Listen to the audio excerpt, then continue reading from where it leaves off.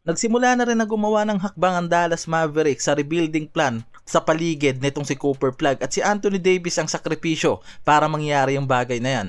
Ito yung naging trade deal sa magkabilaang prangkisa mga pare ko. Ang Dallas nakuha itong si Chris Middleton, AJ Johnson, Malaki Branham, Marvin Bagley III, dalawang first round picks mula 2026 sa OKC Thunders at 2030 naman mula sa Warriors na protected at tatlong second round draft picks. Kaya talagang masasabi rin na winner ang Dallas Mavericks sa trade package na binigay sa kanila ng Washington Wizards. Samantalang ang Wizards naman nakuha itong si Anthony Davis na 10 times All-Star, Jaden Hardy, DeAngelo Russell, Dante Exum. Sa trade na yan, walang pinakawalan nga raw na draft capital itong Dallas Mavericks. Kaya talagang masasabing panalo pa rin ang Dallas dyan kahit na binitawan nila itong si Anthony Davis na veteran star at nakaligtas pa yung mga to sa malaking kontrata nga raw na hawak ni AD ngayong season.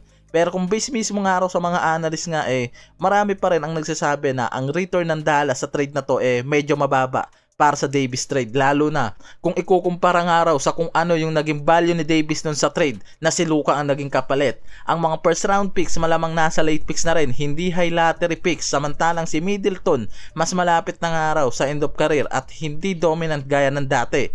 Kaya hindi to malaking boost para sa contention ng Dallas Mavericks ngayon. Kaya nakikita din na ang kabuang package ay mukhang basic role players lang plus future picks at walang superstar return na nakuha ang Dallas sa trade ni Davis. Samantalang ang Wizards ngayon nakapag-shift na bigla mula sa rebuilding, inauwi nga bigla yung mga yan sa contender team mula sa star power at Trae Young sa roster after ng trade nila na ginawa sa trade deadline na to na talagang effective nga naman si Anthony Davis na isang elite scorer, rebounder at defender sa paint at may rim protection ability.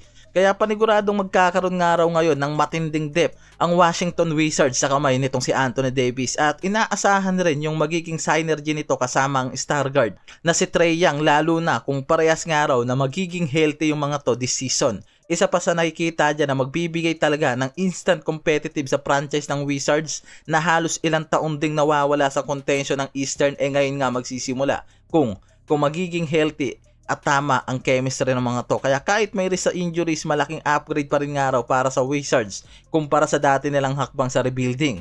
Kaya may mas malaking chance nga raw ngayon na maging competitive ang Wizards sa Eastern Conference dahil sa star duo na nabuo ng mga to sa pagitan ni Davis at Trae Young, lalo na kung sasabay pa na mag-elevate yung ibang younger core ng mga to. Kaya ang pinaka-risk nga lang raw sa hakbang na ginawa na to ng Wizards yung injury concern para dito kay Davis at Trae Young at yung team chemistry syempre. Samantalang sa Dallas Mavericks naman mga pare ko hindi naman masasabing sobrang panalo sa trade na to, lalo't nagpakawala sila ng superstar tulad ni Davis, pero may positibo pa rin nga raw to na outcome.